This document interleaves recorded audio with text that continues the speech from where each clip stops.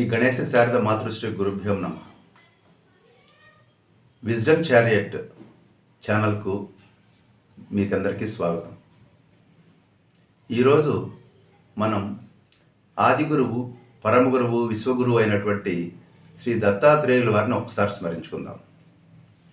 స్మర్తృగామి అంటే స్మరించగానే దర్శనమిచ్చేవాడు దత్తాత్రేయుడు. అందుకని దత్తాత్రేయుడు ఏ రూపంలో ఆ స్వామివారి దర్శనం ఇస్తారన్నది ఎవరు ఊహించలేరు. అందుకని ప్రతి జీవిలో కూడా దత్తుడిని, భగవంతుడిని మనము చూడాలి.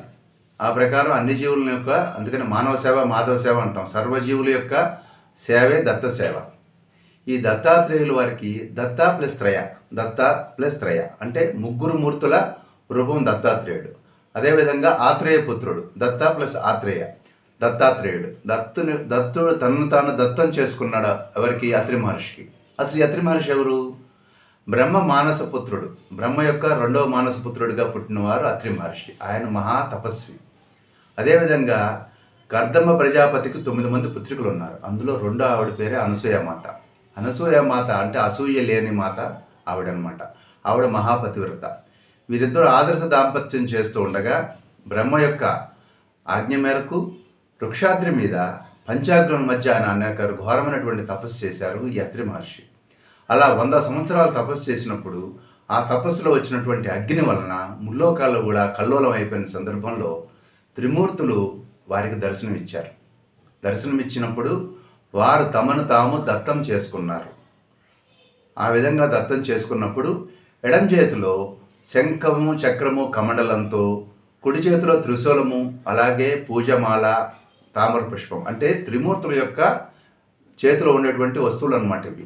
ఈ రకంగా 6 చేతులలో ఈ రకమైన 6 వస్తువులతో, 3 తలలతో, 6 చేతులతో ఆ యొక్క దత్తాత్రేయ స్వామి ఆ యొక్క అత్రి మహర్షికి దర్శనమిచ్చి, ఇంకో నేను నీకు దత్తమవుతున్నాను అన్నారు.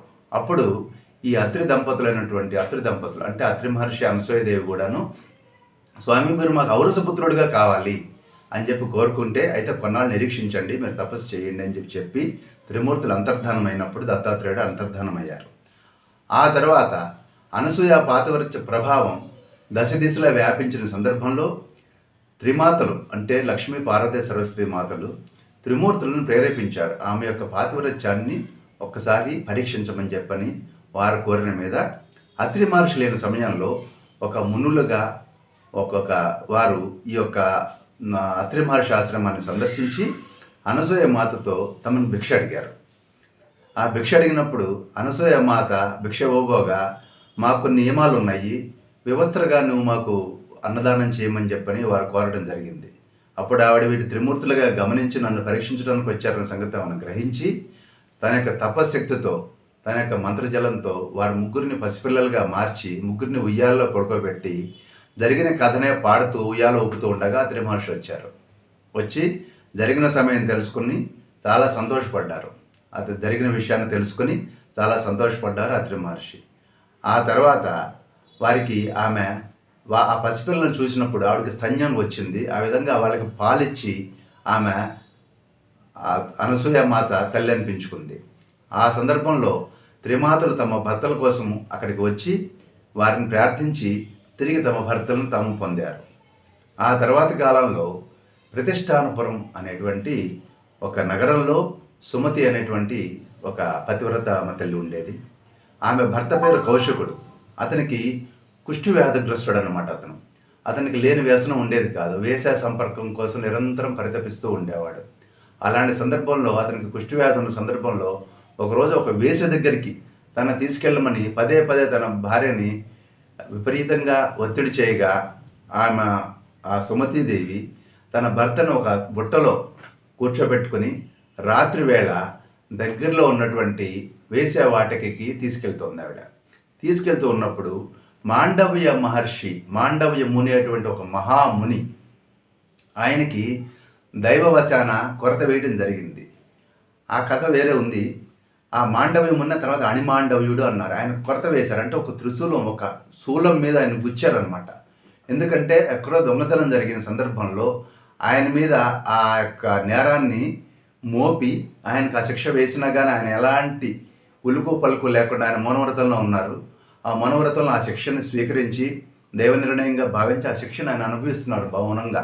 అప్పుడు తపస్సు చేస్తూనే ఉన్నారు ఆ సమయంలో ఆయన.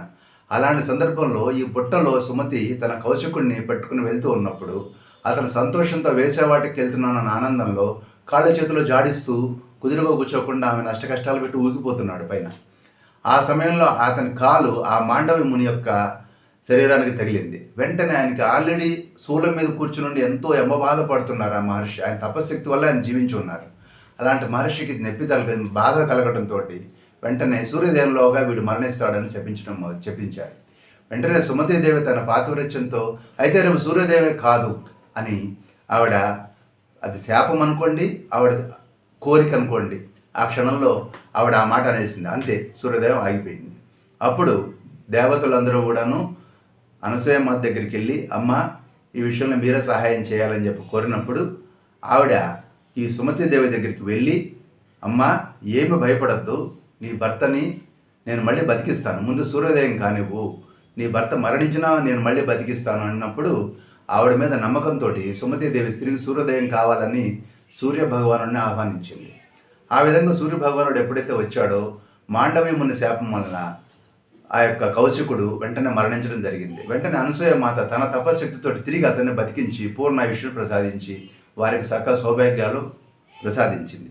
ఈ విధంగా అనసూయ మాతకి అనేక రకాలైనటువంటి వరాలు ఇవ్వటం కోసం దేవతలందరూ వచ్చినప్పుడు, త్రిమూర్తులు కూడా వచ్చినప్పుడు, అప్పుడు ఆవిడ మళ్ళీ అడిగింది, స్వామి నువ్వు నా కడుపున పుడతానన్నావు, నీకు మళ్ళీ గుర్తు చేస్తున్నాను అని ఆమె గుర్తు చేసింది.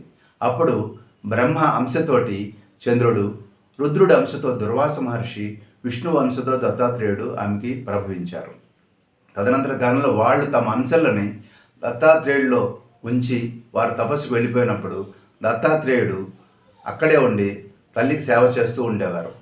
కొన్నాళ్ళ తర్వాత ప్రతి వాళ్ళు ఈ దత్తుడి యొక్క గొప్పతనం తెలుసు కాబట్టి అనేక మంది శిష్యగణం ఆయన చుట్టూ చేరి ఆయన్ని ఊరికూరికనే ఆయన యొక్క తపస్సుని భంగం చేస్తూ ఉండేవాళ్ళు. ఆ సందర్భంలో దత్తాత్రేయుడు ఏం చేశాడంటే ఒక సరస్సులోకి వెళ్ళిపోయి ఆయన తపస్సులో తీవ్రంగా మునిగిపోయారు. ఆయన కోసం చాలామంది శిష్యులు, ఆయన యొక్క అనుయాయులు ఎదురు చూసి కొంతమంది వెళ్ళిపోగా కొంతమంది ఆయన కోసం కనిపెట్టుకుని ఉన్నారు. చివరికి ఆయన బయటకు వచ్చేటప్పుడు ఒక చేతిలో మద్యము, ఒక పక్కన మగువ, వీటితో బయటకు వచ్చాడు.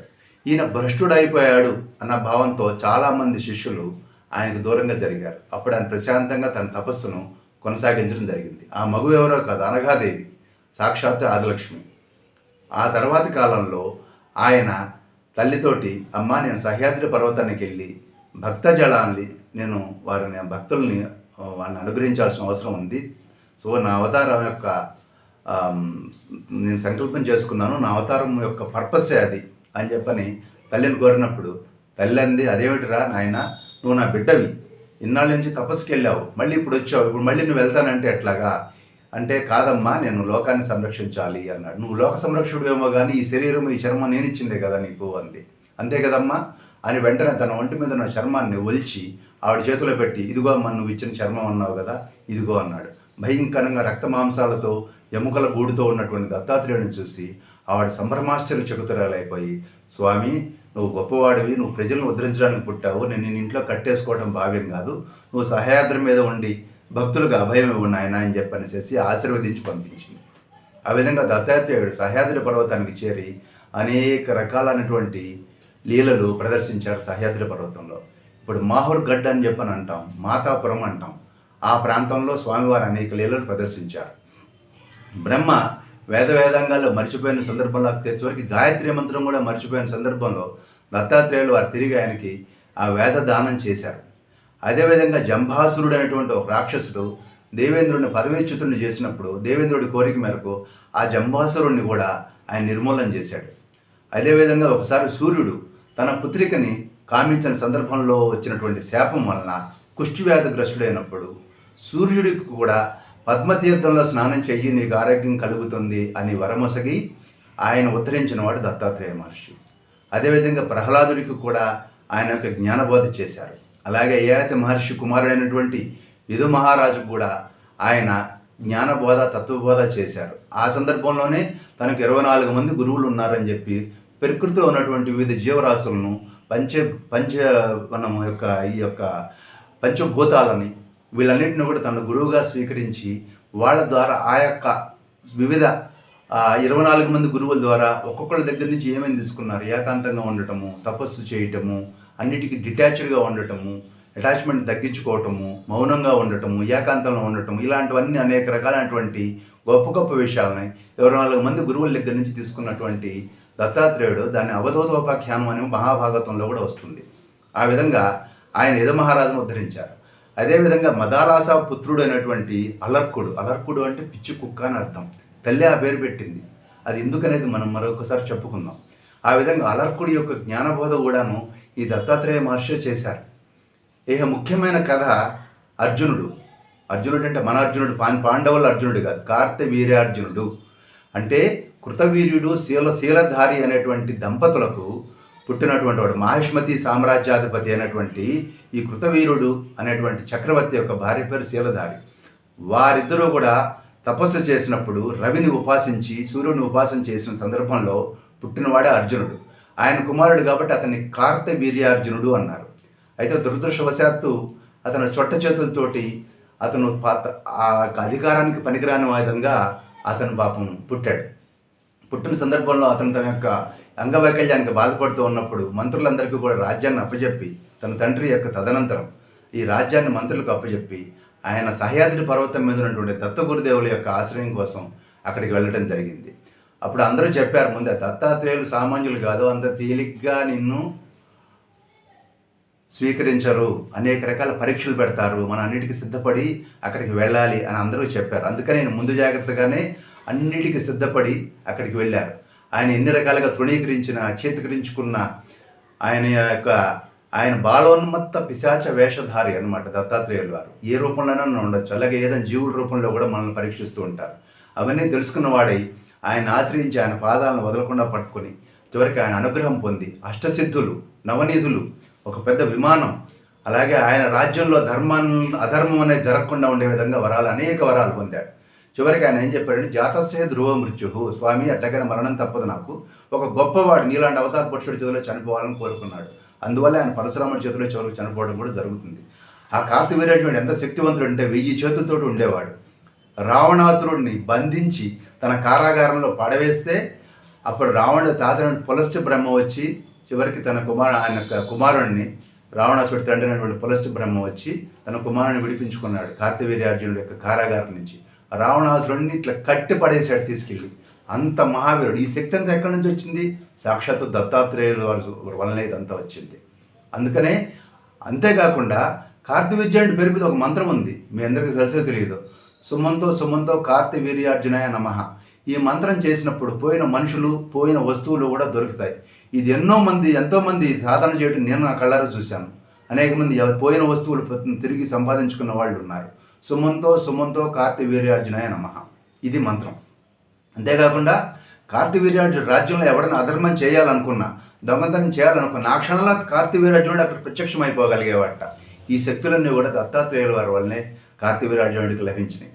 అదేవిధంగా పరశురామునికి తదనంతరం పరశురాముడు ఈయన ఆశ్రయించినప్పుడు త్రిపుర రహస్యాన్ని ఆయనకు బోధించాడు దత్తాత్రేయుల వారు. త్రిపుర రహస్యం ప్రత్యేకంగా గొప్ప గ్రంథం ఉంది, అది గొప్ప ఆధ్యాత్మిక గ్రంథం. అదేవిధంగా వేదశర్మ అనే బ్రాహ్మణుడికి, అదేవిధంగా విష్ణుదత్తుడైనటువంటి బ్రాహ్మణుడికి కూడా తన యొక్క శిష్య పరంపరని వారికి కూడా అష్టసిద్ధులు కూడా వారికి ప్రదానం చేసి వారి ద్వారా లోక సంరక్షణ చేసిన వాళ్ళు ఈ దత్తాత్రేయుల వారు. అదేవిధంగా ఆయు అనేటువంటి మహారాజుకి పుత్రుడు లేక అలమటిస్తున్నప్పుడు నహుష చక్రవర్తిని వారికి పుత్రుడిగా అనుగ్రహించింది కూడా శ్రీ శ్రీ శ్రీ శ్రీ దత్తాత్రేయుల వారే.